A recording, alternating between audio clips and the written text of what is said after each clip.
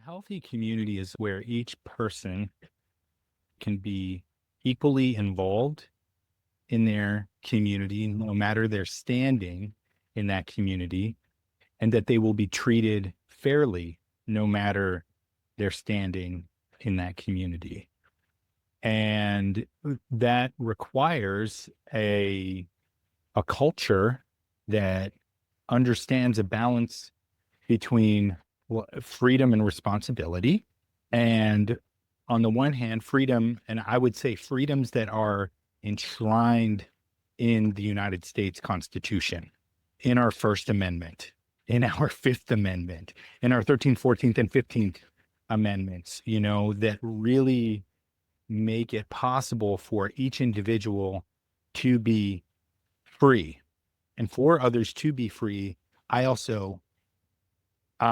Each person has to grant others dignity.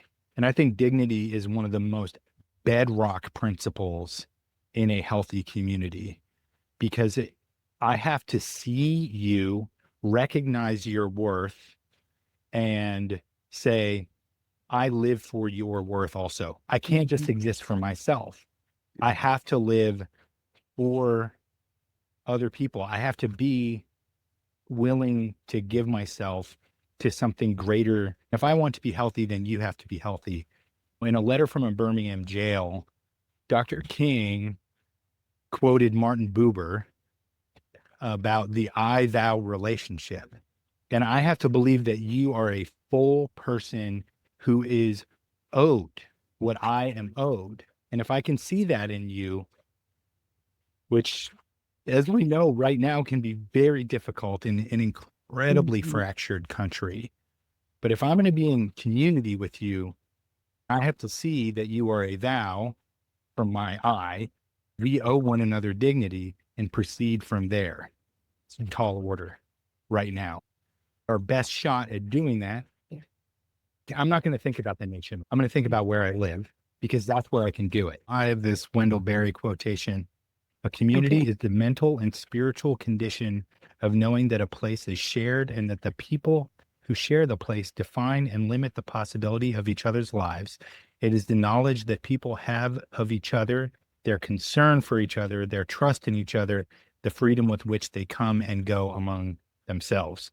The two most powerful and life meaningful institutions that we have that can be under the radar.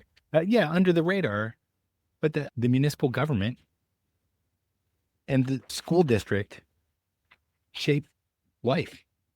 I've been fortunate to be in both in Southern Center County in the State College area where I serve on that school district. And I used to be on the Ferguson Township Board of Supervisors. We have a history of cooperative government through our Council of Governments here, geographically coterminous with the State College Area School District.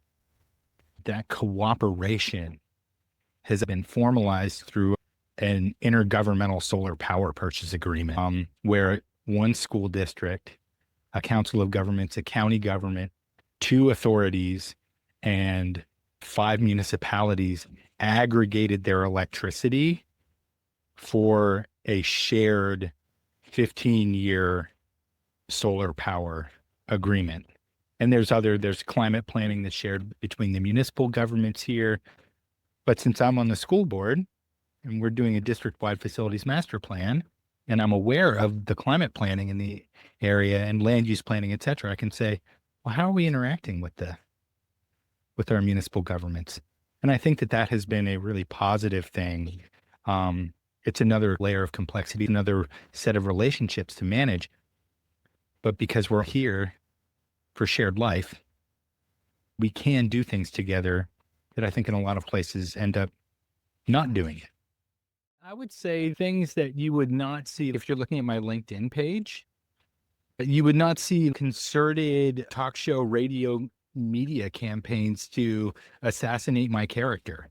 You would not see organized disinformation to lie about the things I and other members of my community are doing. You can see it on my blog, the fights I've had with people who are disingenuous about their opposition to a project and use lies, misinformation, disinformation to undermine things in the public good.